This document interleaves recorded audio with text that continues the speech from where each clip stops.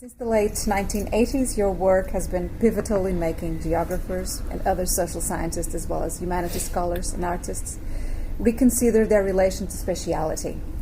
In the wake of Henri Lefebvre's studies on the relations of space, you belong to a group of critical social geographers that propose to rethink space as a mobile and creative entity in the articulation of neo-Marxism with Foucauldian post-structuralism. That was certainly a challenging move then, that did not avoid criticism. But from our current postmodern perspective, what are the new challenges that you face or that you see for your theory and for spatial thinking? Well, as I said, there aren't that many in the category that I find myself in.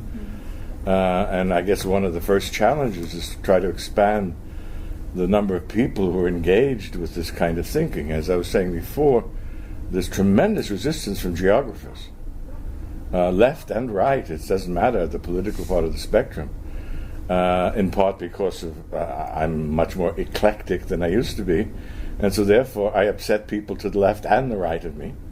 So the first thing is to sort of to engage more thinkers to get themselves involved with what, to me, are some of the most exciting developments in spatial thinking ever in history. What I was talking about the stimulus of urban agglomeration and these Jane Jacobs externalities. I mean, this is astonishing things, and we can't leave it up to the economists.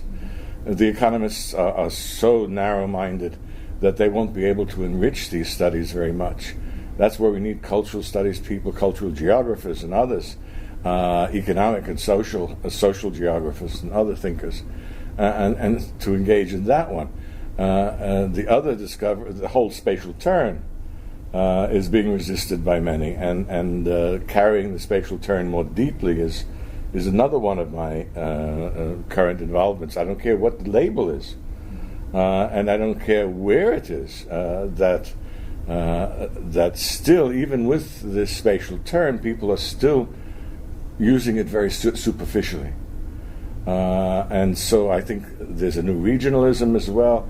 All of these are part of deepening our understanding of the spatiality of life that I think we've sort of, so many people have stopped short of, nodding their heads to the spatial, but not taking it seriously enough. And so much of the stuff I'm writing is really just to get more people involved in really thinking more deeply about space. Without, as I was mentioning to you once, third space insulted some geographers because it sounded as if I'm saying this is the only way to do good geography. And that was maybe a factor in why some people turned off these ideas. But that's not my intent. But I do think geography, and space is more important than most people I know. Well, and as you were saying earlier, I mean, this historical paradigm that in the past appropriated also geographical thinking, and that is still very resonant in some of the more conservative arenas. But not only conservative, part of my struggle is against the continuing hold of social historicism.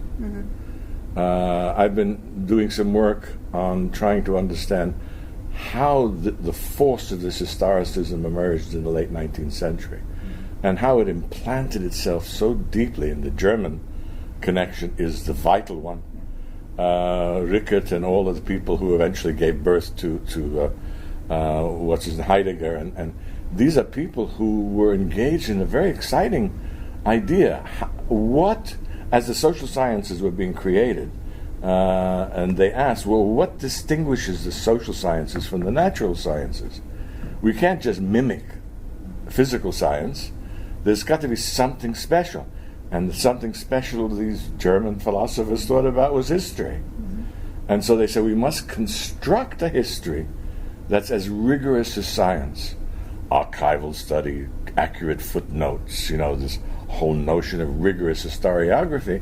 And once you have really good historians, they are the masters of all of the social sciences, which is what happened. And so today there's still relics of that historicism, even with the spatial turn. Most people are real. I'm very happy and pleased to see how open they are, but not open to the real deep penetration of the spatial into what they do, which requires, in my view, a real self-conscious critique of the fact that all of us have been taught to be historicists. You know, it's a very deep thing in our thought process to see temporality and process as time related, and time explains, time is social action, time is movement, change. And space is immutable. And space is immutable, fixed, dead, as Foucault said. And he was smiling. He said, "How could rational beings think that way?" And this was whatever, 60s, early 70s, and it's still there. It's still there. It's true. Well, one of perhaps a sign of our times, when you want to see how other people brand you, you look to Wikipedia. And there was one thing that puzzled me in the description. You are compared with Lefebvre and called a mystical Marxist. Mystical, I haven't seen that. And I thought that was a bit weird. How do you react to that? Mystical Marxist.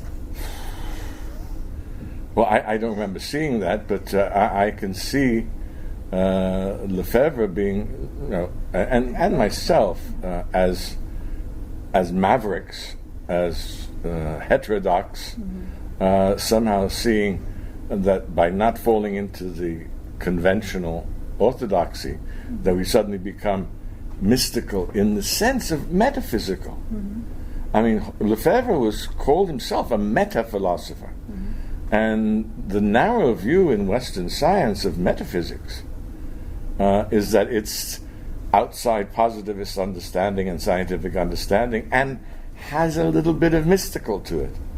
And so in that sense, yeah, I'm a mystical Marxist. You know, I'm a mystical thinker too, in the sense that I'm very much a meta thinker. I'm thinking beyond conventions.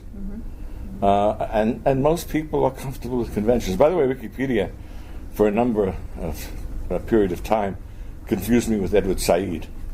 And they had me as my birthplace was in Palestine. Oh my goodness. And I had Edward's birth date. So that was eventually corrected.